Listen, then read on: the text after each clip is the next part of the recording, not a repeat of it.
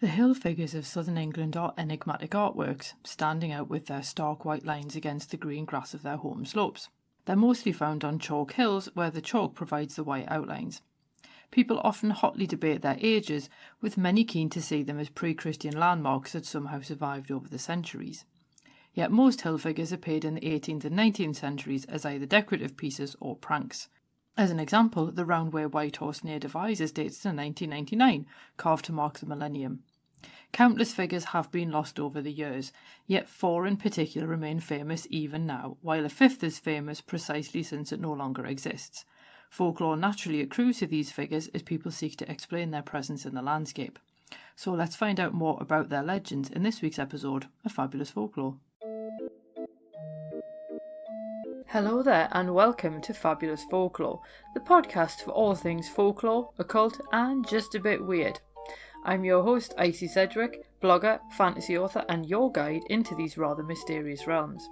I've got some rare things to show you, so come on in, take a look around, but be careful not to touch anything. These things sometimes bite. Well, hello there, and welcome back to Fabulous Folklore with me, your host, Icy Sedgwick. We are finishing off our folklore of sacred places and the landscape theme with hill figures. And I know I said at the end of the last episode that I was a bit worried I wasn't going to find enough and I might have to include labyrinths as well. Turns out that's not the case. So we are just looking at hill figures. 4 of them you can't actually go and visit because they're still there. 1 of them you can't, but I've included it anyway just because it is quite interesting. So we will be having a look at these 5 hill figures all in southern England. And just in case anyone is interested, obviously I've been doing a lot of stuff on like barrows and stone circles and things. So the Patreon bonus episode this month was about Avebury Stone Circle, and it involves all kinds of stuff like time slips and ghosts and UFOs. You name it, Avebury probably has it. So that is available if you support the podcast at the £3.50 a month or higher tier on Patreon. And before I forget, this week's episode was brought to you, Sesame Street style, by yellow balsam, which meant impatience in the Victorian language of flowers, according to Mrs. Burke's dictionary from 1865. But anyway, let's get on with talking about hill figures. We're going to start off with the Uffington White Horse, because this is probably the most famous of the hill figures, and I'm not going to lie, it is also my favourite, and this one is in Oxfordshire. And it's a beautifully stylised depiction of a horse, and it's got a sense of fluidity and grace to it that probably explains some of its popularity. And I think in many ways where a lot of the white horses that you come across actually look like white horses, this one is much more of a stylised sort of minimalist depiction of it, which is really cool. Now, it first appears in written documentation in a mid-12th century legal document as a notable landmark, so it's basically described to let people know sort of where something else is in relation to it. Now, various theories do abound as to the reasons why the Uffington White Horse actually gallops across the hill, and John Aubrey thought that it represented Hengist the Saxon chieftain because he had a white horse on his standard. A theory from 1738 claimed that Alfred the Great actually ordered its creation to mark his victory over the Danes in 878 AD. And another legend saw the horse cast as St George's horse after the saint apparently killed the dragon nearby on Dragon Hill. Now, until 1931, many considered the Saxon link to be the accurate one. Yet archaeologist Stuart Piggott suggested an older date in 1931, referencing the link between the design of the horse and figures found on Gaulish Iron Age coins, and that would date the horse to around about 100 BC. Now, while people were squabbling about its age, a new technique called optical stimulated luminescence showed in 1995 that the white horse actually dated to around 1000 BC during the Bronze Age, and this technique measures when soil last saw sunlight. So while we don't definitively know how old the other figures in this particular episode are, we do know that the white horse has a scientific birth certificate. It is surprising that there is actually not a huge amount of folklore associated with it, but there is one superstition that says that if you make a wish while standing on the horse's eye, that will ensure that it comes true. And it is also worth noting the white horse's role in local fairs and customs.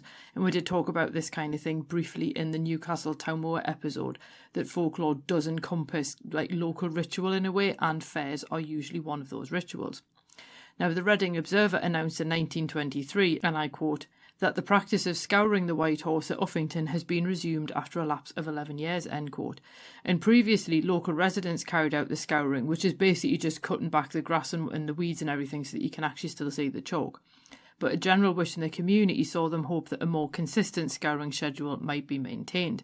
Now, at one point, a fair accompanied the scouring, although it gets a little bit woolly in places, and it seems that the records of this refer to a revival of these fairs rather than the original practice, so it's a little bit difficult to work out exactly what people were doing at the same time.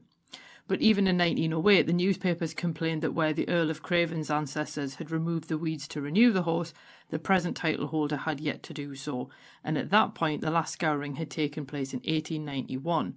And all of that does kind of make me feel like a lot of the whinging that you get in newspapers at the turn of the century, you're now just getting Facebook community groups instead. But thankfully the White Horse is much better maintained now. Now, I do say that there's not a huge amount of folklore, but there is one really cool link, because the Uffington White Horse is also only 2 miles from Wayland's Smithy. Now, that is a barrow that we didn't cover in last week's Barrows episode, and a couple of people were asking why I didn't do that, and I should have really said in the episode and I just completely forgot, but I did actually cover Wayland and the legend behind him in the Blacksmiths episode, which was ages ago.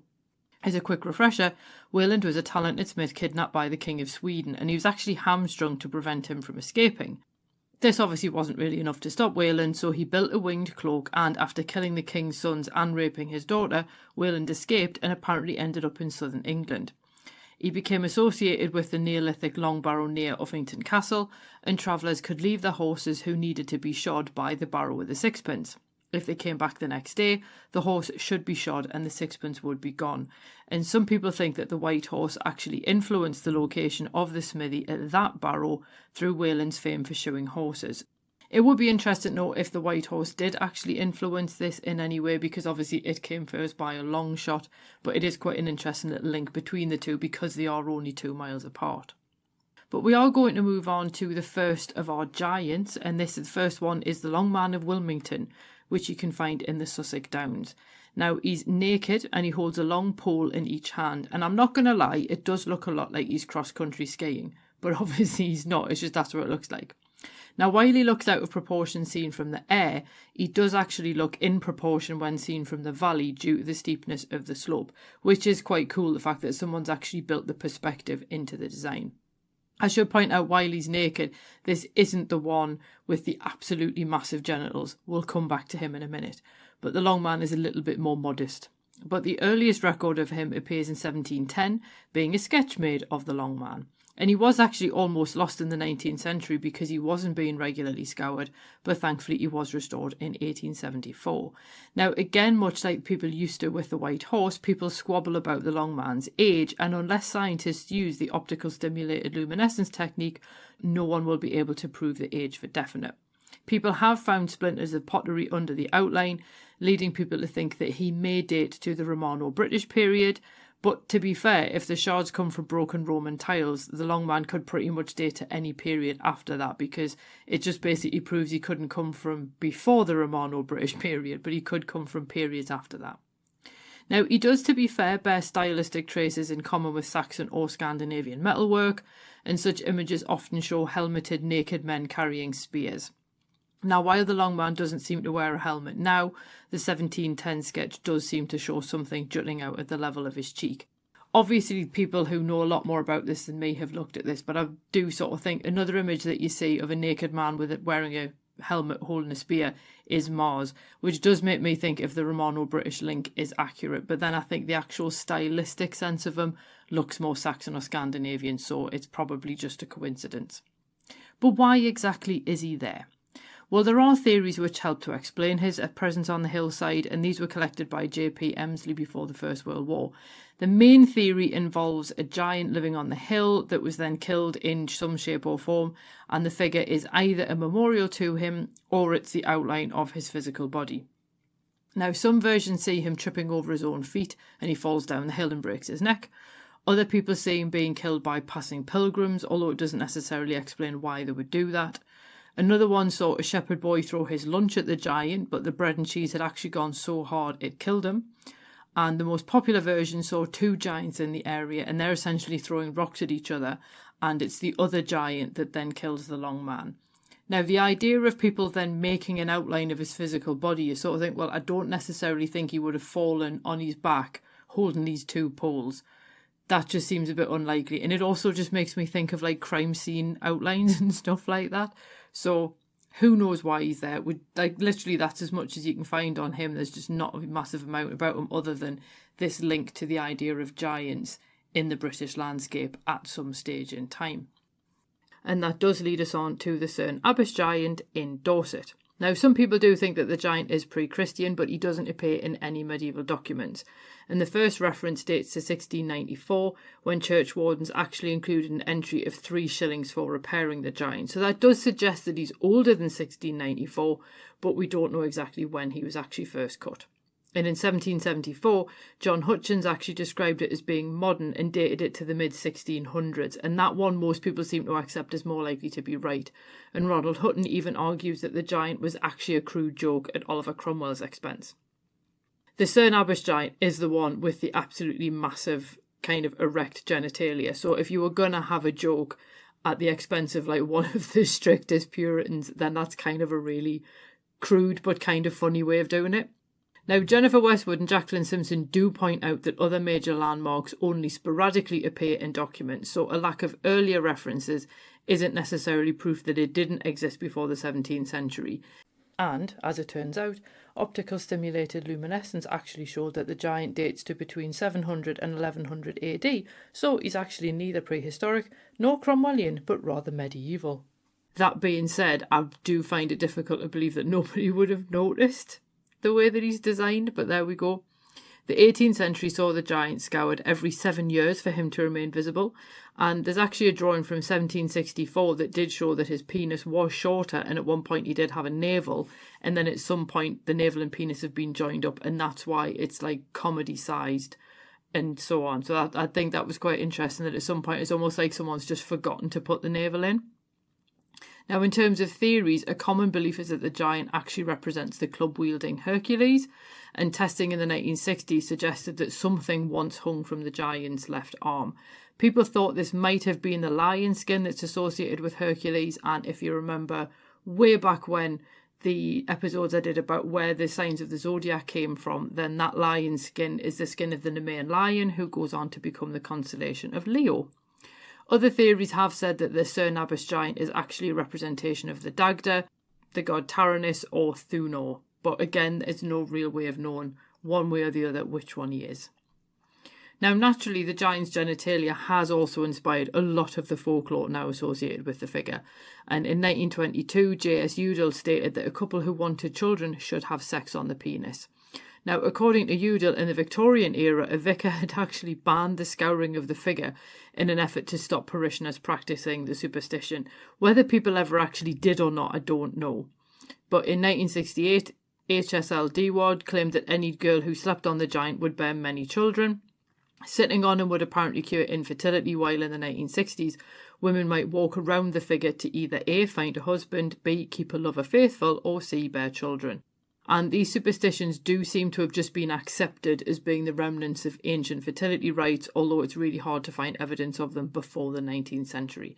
Again, just because something hasn't been recorded earlier doesn't mean it didn't exist then, but I do find it quite difficult that when you've got these other people writing about them at an earlier point, that they hadn't also written down this folklore as well. Now, there are other stories about the giant, and in some legends he terrorised the local area. Eventually, farmers grew tired of his activities, as you can imagine they would, and they waited until he fell asleep on the hillside. Once he'd fallen asleep, they tied him down, killed him, and then drew the figure around his body, again making him a weird crime scene outline.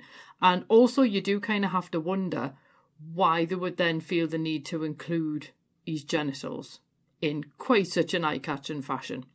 It does also recall the theories about the Long Man of Wilmington, so you don't know which giant came first, and whether, say, the Long Man came first and then somebody ascribed them to Cerne Abish, or if it's the other way around, or it's just a common thing that people were doing when they were killing giants that they would then draw around them. I don't know. But the Cerne Abish Giant appeared in a Thomas Hardy description of Napoleon Bonaparte, in which he referenced the giant's supposed cannibalism. And in the 1950s, Mary Jones wrote about a belief that the giant could actually move.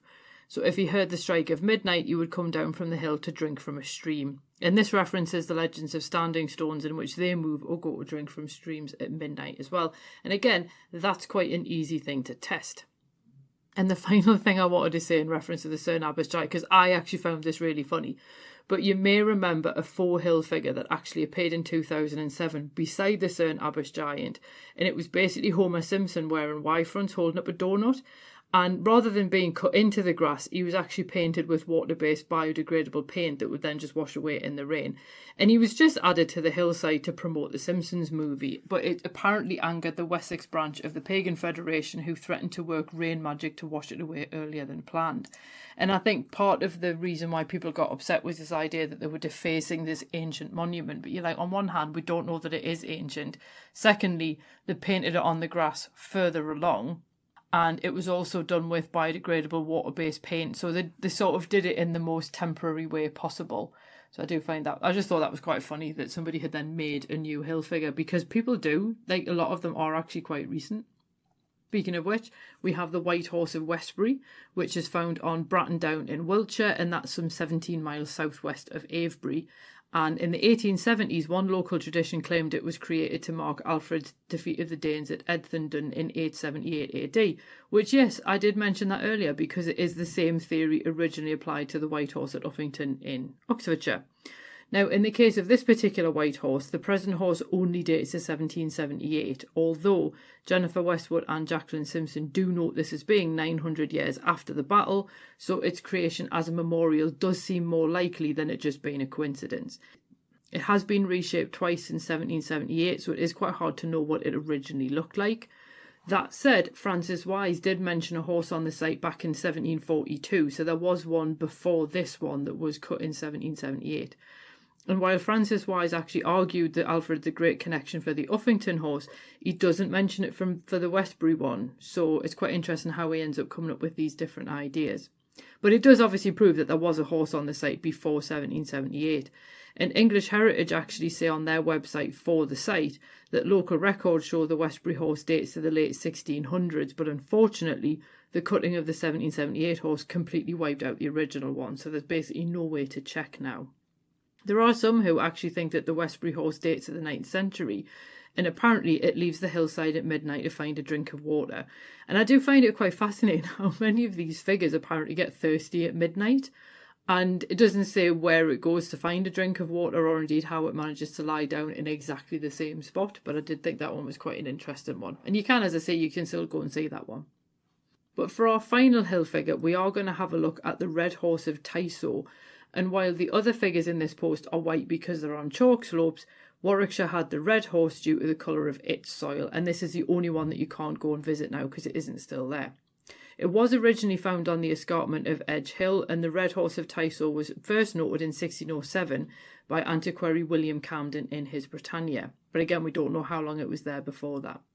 In 1742, Francis Wise, him again, proposed it marked the gallantry of the Earl of Warwick during the Battle of Towton in 1461, because basically he decided it was really gallant to kill his own horse and then fight on foot, because that was the same as what his soldiers were going to have to do, which seems a little bit unfair on the horse if you ask me.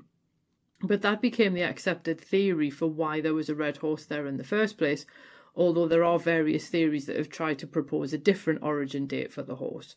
And one theory actually pointed out that Tysoe seems to refer to Tyr or Tyr, the Germanic god of war and justice. And obviously the link there is the horse actually linked to pre-Christian times?